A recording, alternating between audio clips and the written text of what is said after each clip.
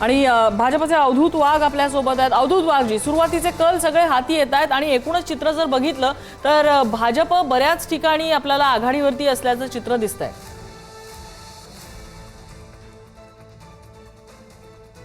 हे केवळ सुरुवातीचे काही इंडिकेटरी रिझल्ट्स आहेत, त्यामध्ये चेंजेस पण होऊ शकतात। पण जर काल जो पोस्ट पोल सर्वे झाला आणि आता जे कौल येतात आहेत ते मला वाटतं की पॅरलल चाललेले आहेत आणि असंच जर झालं तर साधारण 75% नगरसेवक हे भारतीय जनता पार्टी, शिवसेना आणि राष्ट्रवादी काँग्रेसचे एकूण नगरसेवक जे निवडून येणार आहेत अख्ख्या महाराष्ट्रामध्ये त्यातले 75% नगरसेवक आमचे असतील। आणि आता काही अपडेट येत आहेत पुण्यामधनं। पुण्यामध्ये रुपाली ठोंबरे पिछाडीवरती आहेत। रुपाली ठोंबरे अजित पवार यांच्या राष्ट्रवादीच्या प्रवक्त्या होत्या आणि नाशिकमध्ये दिनकर पाटील आणि त्यांचे पुत्र आघाडीवरती आहेत। नाशिक आणि पुण्यामधली महत्त्वाची अपडेट, रुपाली ठोंबरे पिछाडीवरती आहेत। रुपाली ठोंबरे या भागामध्ये नगरसेविका सुद्धा राहिलेल्या होत्या। इकडे मुंबईत प्रभाग 8 मध्ये शिंदेच्या शिवसेनेचे विलास शिंदे आघाडीवरती आहेत। मुंबईमध्ये अनेक ठिकाणी शिंदे विरुद्ध ठाकरे यांच्या उमेदवार अशी थेट लढत आहे। नांदेडमधली अपडेट, नांदेडमध्ये भाजप 24 तर शिवसेना 12 जागी आघाडीवरती आहे। नांदेडमध्ये सुद्धा महायुतीची ही एकत्रित मुसंडी आपल्याला दिसते। नांदेडमध्ये राष्ट्रवादी 6 तर काँग्रेस 12 आणि ठाकरेंची शिवसेना 2 जागी आघाडीवरती आहे। सोलापूरमध्ये 30 जागांचे कल हाती आले, ज्यात भाजप 22 जागी आघाडीवरती आहे। अहिल्यानगरमध्ये भाजप 3 आणि राष्ट्रवादी 2 जागी आघाडीवरती आहे। पुण्यामध्ये 40 जागांचे कल आलेत, भाजप 32 जागी आघाडीवरती आहे। पुण्यामध्ये पोस्टल मतदानामध्ये स्वरदा बापट आघाडीवरती आहे। आणि मुंबईमधले अपडेट, मुंबईमध्ये महायुतीला 25 जागांची आघाडी मिळालेली आहे। मुंबईमध्ये भाजप 17 तर शिवसेना 11 जागी आघाडीवरती आहे।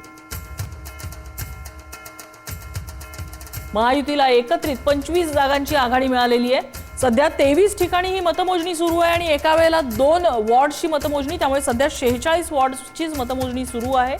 ही झाल्यानंतर पुढच्या वॉर्ड्सची होणार आहे।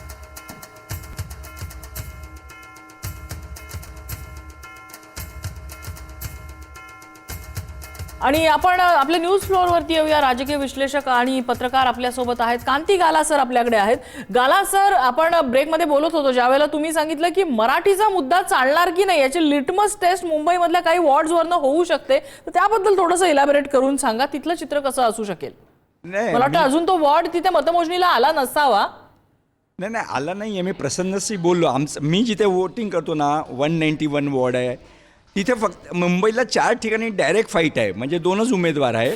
त्यातला 191 वॉर्डमध्ये विशाखाताई राऊत आणि प्रिया सरवणकर गुरव आहेत आणि ते टोटली महाराष्ट्रीयन एरिया आहे, म्हणजे 95% महाराष्ट्रीयन वोटर्स आहे। शिवसेनाची स्थापना तिथे झालेली आहे, शिवाजी पार्क तिथे आहे, माननीय राजसाहेब ठाकरे तिथे राहतात, ते पण त्याच वॉर्डमध्ये वोटिंग करतात। तर तिकडचं मताधिक्य कोणाला मिळतं किंवा विशाखाताई समजा जिंकल्या, ते सिटिंग कॉर्पोरेटर आहेत, ते जिंकल्या तर किती मतांनी जिंकतात, तर तिकडचं जे वोटिंग पर्सेंटेज आहे त्याच्यावर आपल्याला अंदाज येईल की मराठी अस्मिताचा मुद्दा किंवा मराठी वोटर्सचा कल कोणाकडे आहे जास्त। हे लिटमस टेस्ट आहे 191 वॉर्ड। मी तसे दोन्ही आहे, 192 पण आहे, तिथे सेना भवन येते। आणि आणखीन एक अपडेट आली आहे मुंबईतली, ती म्हणजे मुंबईमध्ये प्रभाग क्रमांक 194 मध्ये समाधान सरवणकर हे पिछाडीवरती आहेत। सरवणकरांची दोन्ही मुलं, सदा सरवणकर यांची दोन्ही मुलं सध्या निवडणुकीच्या रिंगणात आहेत। त्यांची मुलगी प्रिया सरवणकर, ज्यांचा उल्लेख झाला 191 मधनं विशाखा राऊत यांच्या विरोधात आहेत, आणि त्यांचा मुलगा समाधान सरवणकर 194 वॉर्डमधनं आहेत। तर तिकडे कोल्हापुरात प्रभाग 9 मधून काँग्रेसचे राहुल माने आघाडीवरती आहेत। शिवसेनेचे उमेदवार शारंगधर देशमुख हे पिछाडीवरती आहेत। मुंबईत ठाकरेंची शिवसेना 11 जागी तर मनसे 4 जागी आघाडीवरती आहे। नागपूरमधले अपडेट्स, नागपूरमध्ये भाजप 27 जागांवर आघाडीवर आहे।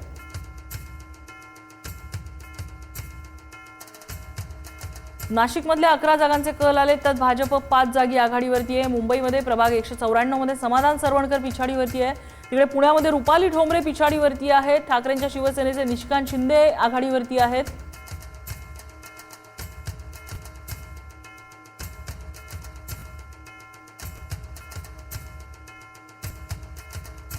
आणि पुन्हा एकदा आपण आपल्या पाहुण्यांकडे येऊया. मात्रे सर, यामध्ये जर आपण पर्टिक्युलरली असं विश्लेषण करायचं झालं तर मुंबई व्यतिरिक्त मुंबईच्या आजूबाजूच्या परिसरातल्या म्हणजे आपण MMR रिजन मधल्या म्हटलं तर ठाणे आहे, कल्याण डोंबिवली आहे, पनवेल आहे, नवी मुंबई आहे, ह्या सगळ्या महापालिका सुद्धा आहेत. त्या महापालिकांमधलं चित्र कसं असेल आणि त्या नजीकच्या काळामध्ये कसा परिणाम करेल? सगळ्यात महत्त्वाचं जे दिसणार आहे आपल्याला ते याच आजूबाजूच्या महानगरपालिकांमध्ये आपल्याला बघायला येणार आहे. उपमुख्यमंत्री एकनाथ शिंदे यांचं नेमकं काय वजन आहे हे आपल्याला या महानगरपालिकांमध्ये आपल्याला दिसणार आहे. इथली थेट लढत ही एकत्र लढत असू देत किंवा वेगवेगळे लढत असू देत, ही भाजप विरुद्ध एकनाथ शिंदे अशाच प्रकारची होती. त्याच्यामुळे भाजप आणि एकनाथ शिंदे यांचे एकमेकांशी संबंध पुढच्या काळामध्ये कशा पद्धतीने असतील हे देखील आपल्याला MMR रिजन मधल्या महानगरपालिकांमध्ये पाहता येणार आहे. त्याच्यामुळे ह्या निवडणुका ह्या राज्याच्या निवडणुकांवर प्रभाव पाडणाऱ्या निवडणुका आहेत. म्हणजे फक्त मुंबईच्या निवडणुका या राज्याच्या निवडणुकांवर प्रभाव पाडतील असं नाही, तर MMR रिजन मधल्याच निवडणुका ज्या आहेत त्याचा जो निकाल येणार आहे तो राज्याच्या एकंदर पुढच्या सगळ्या रचनेमध्ये, राजकीय रचनेमध्ये प्रभाव पाडू शकेल. म्हणजे आपण अंबरनाथला जे निकालाच्या नंतर बघितलं की अगोदर काँग्रेस आणि भाजप हे एकत्र येऊ शकतात, हे आपल्याला अगोदर कोणी सांगितलं असतं तर विश्वास बसला नसता. पण ती गोष्ट जिथे घडली ते MMR रिजनमध्ये अशा पद्धतीच्या अनेक उलट सुलट गोष्टी घडणार आहेत. नवी मुंबई हे फार महत्त्वाचं ठिकाण असणार आहे.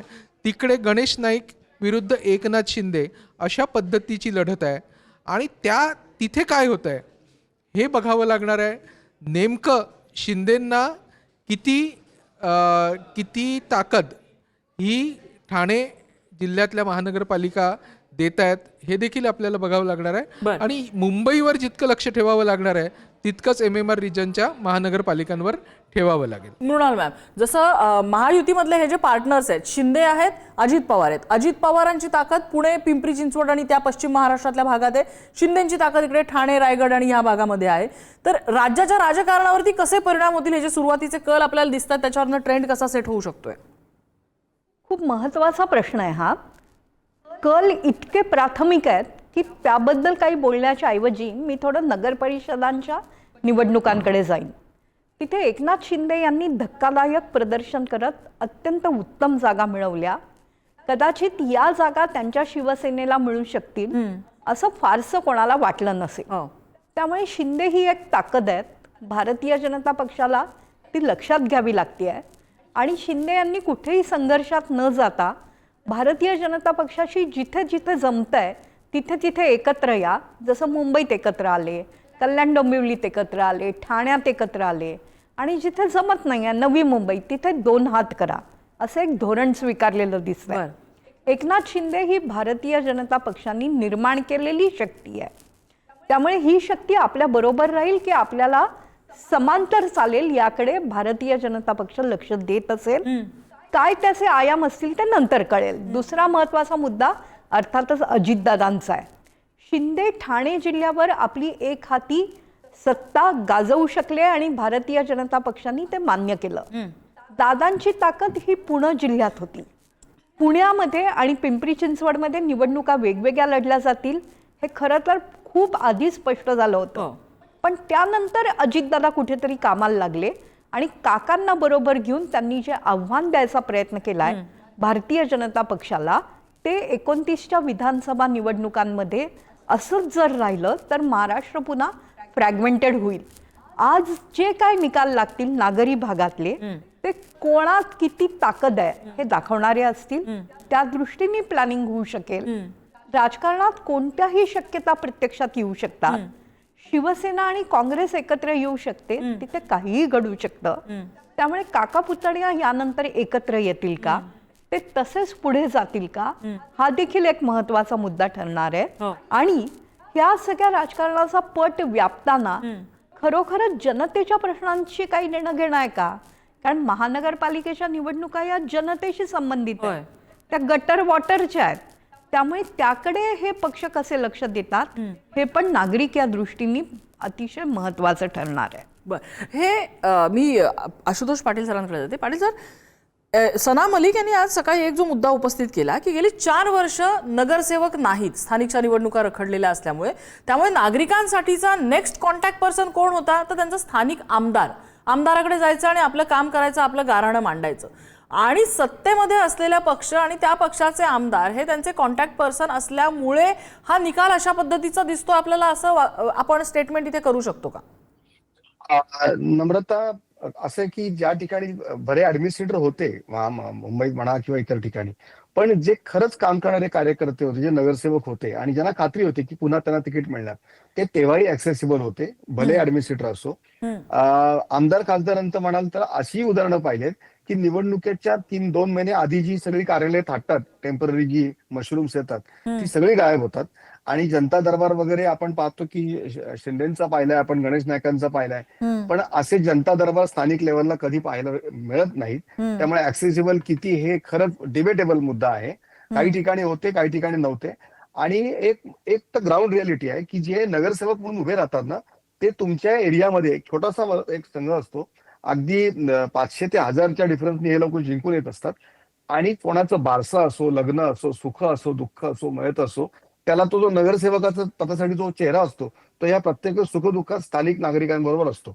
आणि तो जो असतो ना, तोच त्यांच्याबरोबर पुढे जातो. मग त्याला शेवटच्या क्षणी प्रचार करण्याची पण गरज नसते. त्यामुळे ऍक्सेसिबल हे वेगवेगळ्या एरियामध्ये राहिल्यात. आमदार काही ठिकाणी जे खरंच जे रूट ज्यांचे अतिशय स्ट्रॉंग आहेत, जे बऱ्याच वर्षांचे आहेत, ते राहिलेत. काही ठिकाणी मी इथं पाहिलंय की उदाहरण देऊ शकतो, किरीट सोमय्यांवरती एवढी टीका झाली, संपूर्ण त्यांच्या विरुद्ध आपण बऱ्याच गोष्टी बातम्या देखील पाहिल्या. नील सोमय्याच्या विरोधात कुठल्याही मोठ्या पक्षाने उमेदवार दिला नाही, कारण नील सोमय्या सारखा जो एक उमेदवार आहे तो ग्राउंडवरती सतत काम करताना आपल्याला दिसला. किशोरी पेडणेकरांचं एक उदाहरण देता येईल, त्या देखील ऍक्सेसिबल राहिल्या. सो अशी जी काही नावं आहेत, हे वैयक्तिक पर्सन टू पर्सन आहे, पार्टी वेगळी, पर्सन टू पर्सन डिफर झाले आणि तिथे हे लोकांना उपलब्ध राहतात. भले ऍडमिनिस्ट्रेटर असो तरी लोकांचे मुद्दे घेऊन तुम्हाला प्रशासनाकडे मांडता येतात, ऍडमिनिस्ट्रेटरकडे जाता येतात. आणि त्यामुळे कधी कधी पार्टीपेक्षा वैयक्तिक चेहरा हा महत्वाचा राहिलेला आहे. काही ठिकाणी सिम्बॉल नक्की महत्वाचा आहे, म्हणजे कमळ बघून किंवा धनुष्यबाण बघून किंवा मशाल बघूनच लोकांनी वोट दिलेत. पण काही ठिकाणी तो वैयक्तिक चेहरा महत्वाचा राहिलाय. शेवटच्या 12 दिवस जेव्हा आचारसंहितेच्या काळात जेव्हा प्रचाराला मुभा असते, तेव्हा गाड्या फिरवून आणि गाड्यांवर टेम्पोवरती एलईडी स्क्रीन लावून फिरून काही वोट्स मिळत नसतात. हे आता आणखीन थोड्या वेळात आपल्याला स्पष्ट होईल. ही निवडणूक स्थानिक समस्या असतात, स्थानिक कचऱ्याची समस्या असेल, पाण्याची समस्या असेल. अजूनही मुंबईत काही असे एरियाज आहेत जिथे 24 तास नळाला पाणी येत नाही, लोकांना पहाटे उठून पाणी भरावं लागतं. आणि जो काम करणारा, कष्ट करणारा जो मुंबईकर आहे, त्याला त्यांच्यासाठी हे मुद्दे निश्चित महत्वाचे असतात. मला ट्रॅफिक जॅम माझ्या एरियातली जर सॉल्व्ह होत नसेल प्रॉब्लेम, तर त्यासाठी तो मुद्दा महत्वाचा असतो.